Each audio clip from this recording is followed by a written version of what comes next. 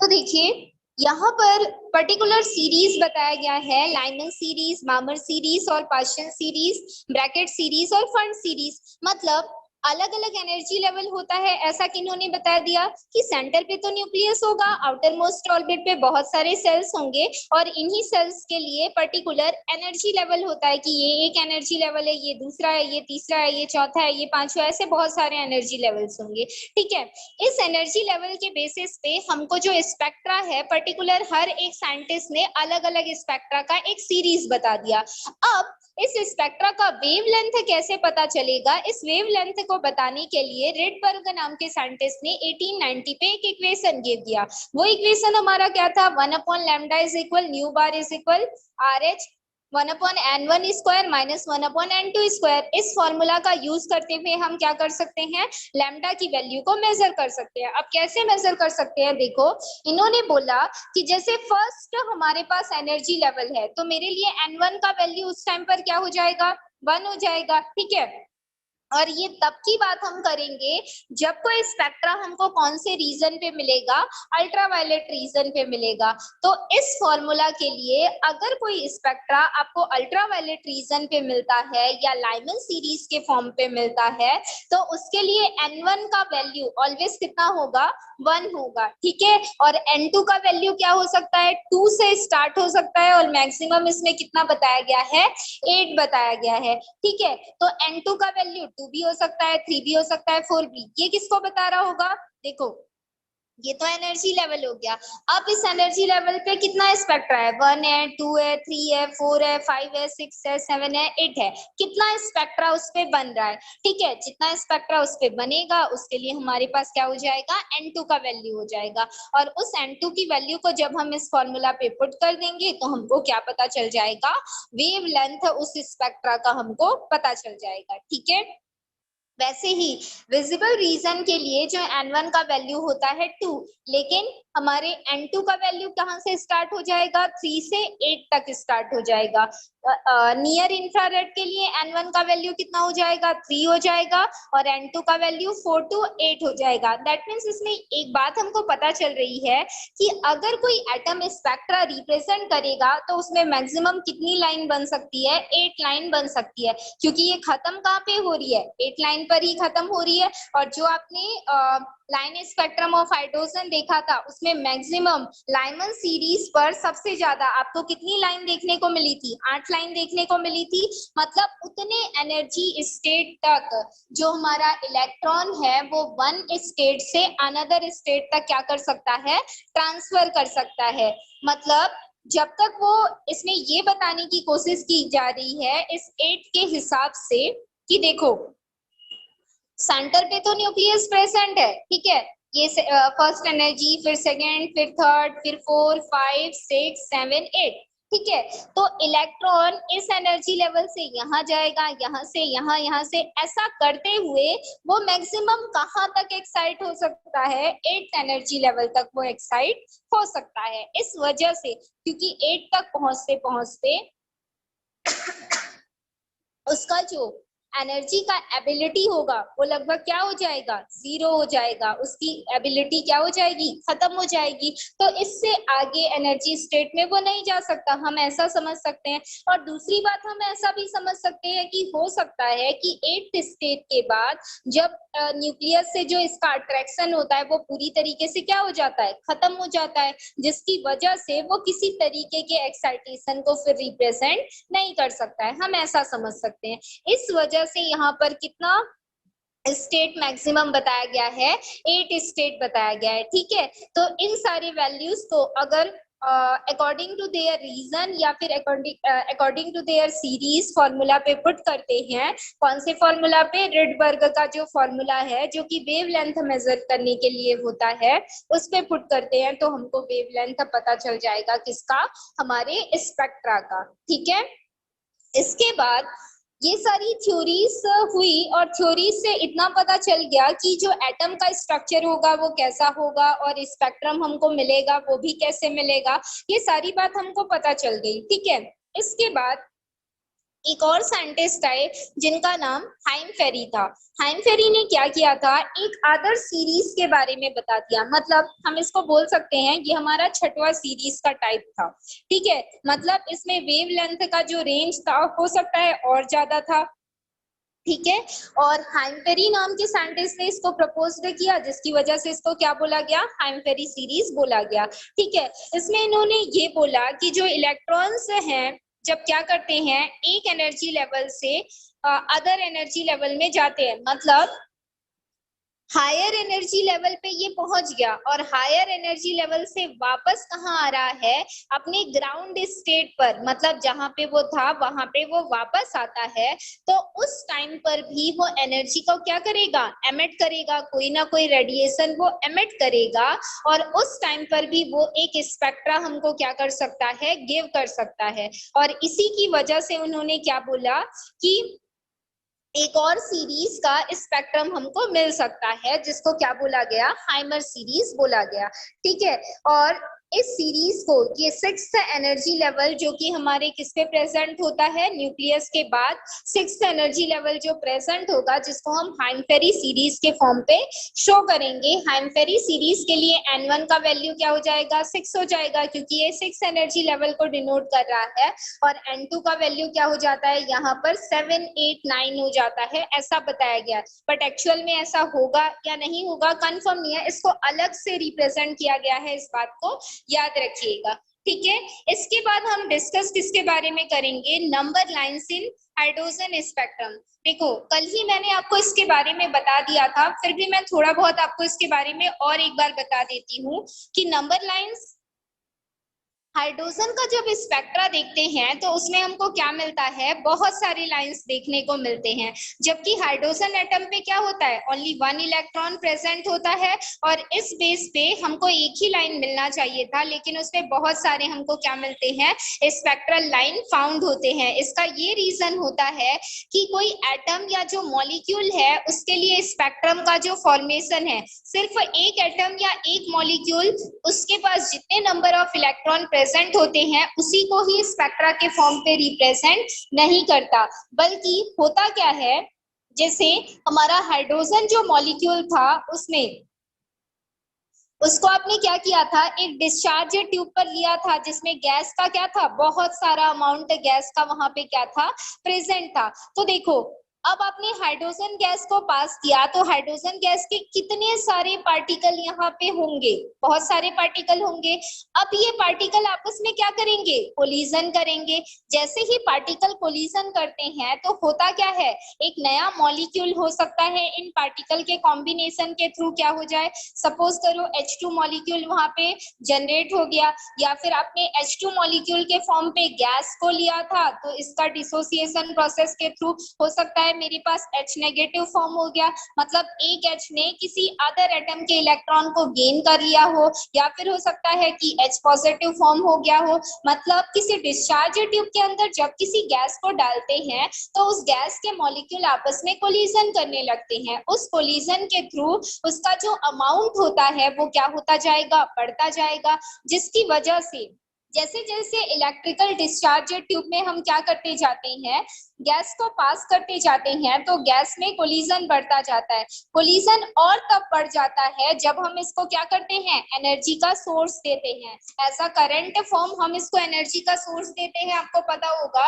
और उस एनर्जी के सोर्स को ये क्या करेगा, एब्सॉर्ब करेगा। जैसे ही वो उस एनर्जी के सोर्स को एब्सॉर्ब करेगा, होगा क्या, वो क्या हो जाएगा, एक्साइट हो जाएगा, क्योंकि वो अब क्या हो चुका है, एक्टिव हो चुका है। और जैसे ही वो एक्साइट हो जाता है तो इस टाइम पर जो इलेक्ट्रॉन्स होते हैं वो क्या करने लगेंगे, एक एनर्जी लेवल से अनदर एनर्जी लेवल में ये जंप करने लगते हैं। और जब ये जंप करते हैं तो उस टाइम पर क्या करते हैं, ये एक रेडिएशन को एमिट करते हैं। और उस रेडिएशन को अगर हम देखें तो वो एक फिक्स्ड वैल्यू होती है, that is called a quanta, जिसको हम क्वांटा बोलते हैं, या फिर एनर्जी का एक स्मॉल पैकेट बोलते हैं। और वही क्वांटा या एनर्जी का स्मॉल पैकेट हमको किस फॉर्म पे दिखाई देता है, रेडिएशन के फॉर्म पे दिखाई देता है। अब इस डिस्चार्ज ट्यूब से जब आप रेडिएशन को फोटोग्राफिक प्लेट पर क्या करोगे, फॉल आउट करोगे, तो उसमें सिर्फ एक गैस मॉलिक्यूल नहीं होता है, उसमें बहुत सारे गैसेस के मॉलिक्यूल होते हैं और वो जनरेट कैसे होते हैं,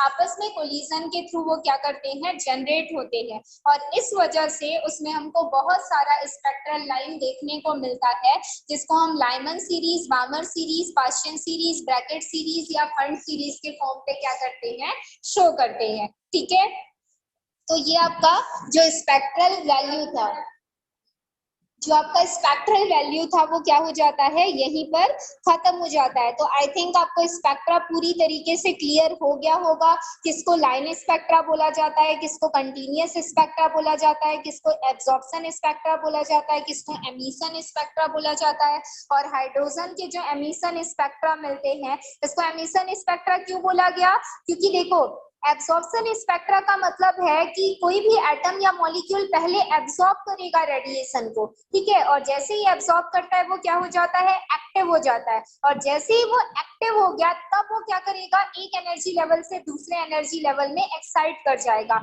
और उसी एक्साइटेशन के प्रोसेस में वो कुछ अमाउंट ऑफ एनर्जी को as a radiation form emit करता है। और वो कुछ अमाउंट ऑफ एनर्जी क्या होती है, एक क्वांटा या फिर क्या हो जाएगा, एनर्जी का स्मॉल पैकेट हो जाएगा, जिसके बारे में हमको किसने बताया, प्लैंक क्वांटम नाम के साइंटिस्ट ने बताया था। ठीक है, इतनी चीज हम पढ़ चुके हैं।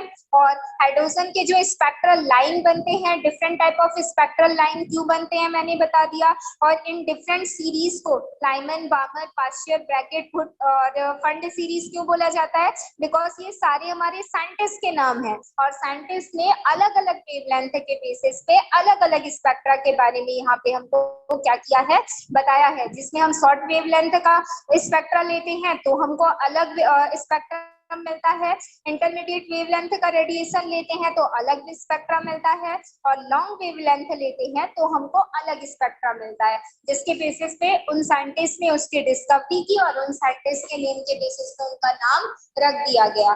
ठीक, तो देखो अब हमारा जो मेन कॉन्सेप्ट है, एक्चुअल में जिस टॉपिक तक पहुंचने के लिए हमने इस स्पेक्ट्रा के बारे में स्टडी किया, उसके बारे में देखते हैं, जिसमें आपको पढ़ना क्या है, बोर्स एटॉमिक मॉडल के बारे में आपको डिस्कस करना है। ठीक है, तो नेक्स्ट टॉपिक हमारा क्या हो जाता है, बोर्स एटॉमिक मॉडल हो जाता है। एक्चुअल में आपको स्टडी इसी की करनी है।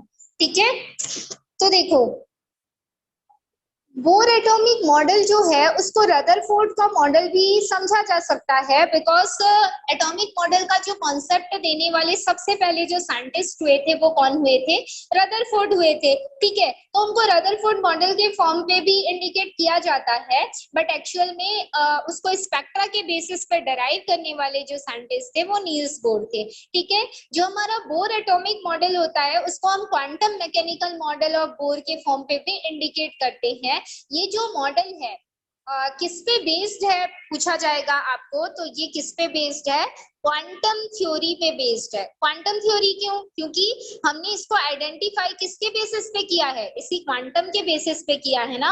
और क्वांटम क्या है, एनर्जी का एक स्मॉल पैकेट है जिसमें एक fixed amount of energy present होती है, जिसके बारे में हमको किसने बताया, प्लैंक ने बताया, जिसको हम किस फॉर्म पे इंडिकेट करते हैं, E is equal H new के फॉर्म पे इंडिकेट करते हैं। तो क्वांटम इसी एच न्यू को बोला जाता है, जहां पर एच हमको क्या बता रहा होता है, एच हमारा प्लैंक कांस्टेंट होता है, और जो न्यू है हमारी फ्रीक्वेंसी ऑफ रेडिएशन को बता रहा होता है। ठीक है, तो ये जो बोर एटॉमिक मॉडल हमको दिया गया है वो किस पे बेस्ड है पूछा जाएगा, तो क्वांटम थ्योरी पे बेस्ड है, जिसके बारे में बताने वाले जो साइंटिस्ट थे वो मैक्सवेल थे।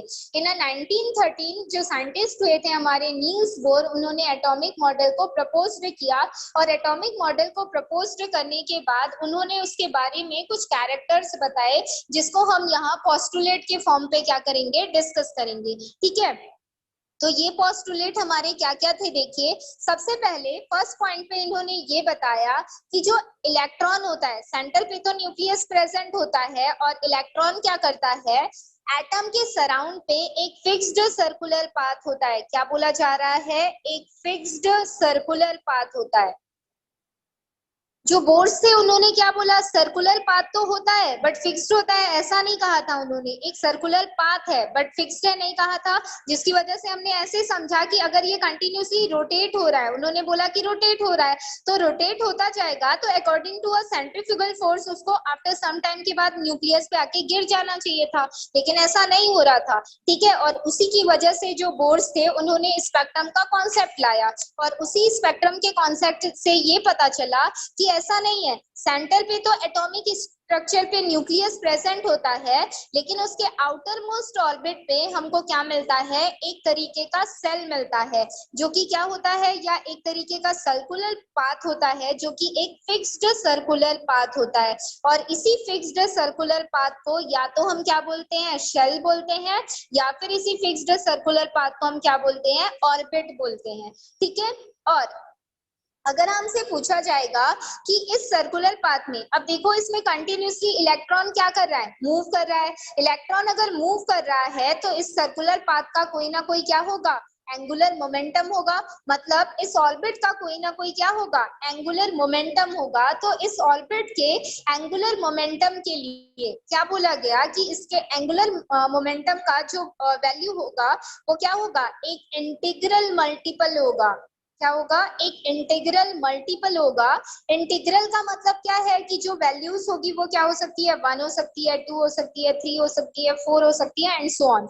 ठीक है, ये हो सकती है, उसको हम इंटीग्रल फॉर्म पे। और मल्टीपल किसका होगा, किसकी क्वांटिटी का मल्टीपल होगा, तो h/2 पाई इसकी क्वांटिटी का क्या होगा, मल्टीपल होगा, ऐसा बताया गया। मतलब सेंटर पे तो न्यूक्लियस प्रेजेंट होता है और आउटर मोस्ट एरिया पे एक सर्कुलर पाथ होता है, जो कि एक फिक्स्ड सर्कुलर पाथ होता है। अब इस फिक्स्ड सर्कुलर पाथ के अंदर जो इलेक्ट्रॉन है वो मूव कर रहा है, तो इलेक्ट्रॉन मूव कर रहा है तो इस फिक्स्ड सर्कुलर पाथ या ऑर्बिटल का क्या होगा, कोई ना कोई एंगुलर मोमेंटम जरूर होगा। और वो एंगुलर मोमेंटम क्या बताया गया साइंटिस्टों के थ्रू की वो एक इंटीग्रल मल्टीपल होता है। और किसका इंटीग्रल मल्टीपल होता है, तो h/2 पाई का इंटीग्रल मल्टीपल होता है, जहां पर ये h हमको क्या बता रहा है, प्लैंक कांस्टेंट की वैल्यू के बारे में बता रहा है। ठीक है, और इसी एंगुलर मोमेंटम के बेसिस पे जो हमारा इलेक्ट्रॉन है वो कभी भी न्यूक्लियस पे गिरता नहीं है।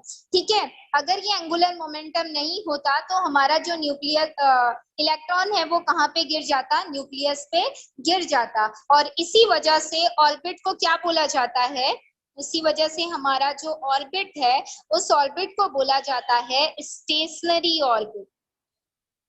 क्या बोला जाता है, स्टेशनरी ऑर्बिट के फॉर्म पे उसको क्या किया जाता है, डिनोट किया जाता है। ठीक है, एंगुलर मोमेंटम होता क्या है, तो इसका फॉर्मूला क्या होता है, mvr is equal n into h/2 pi.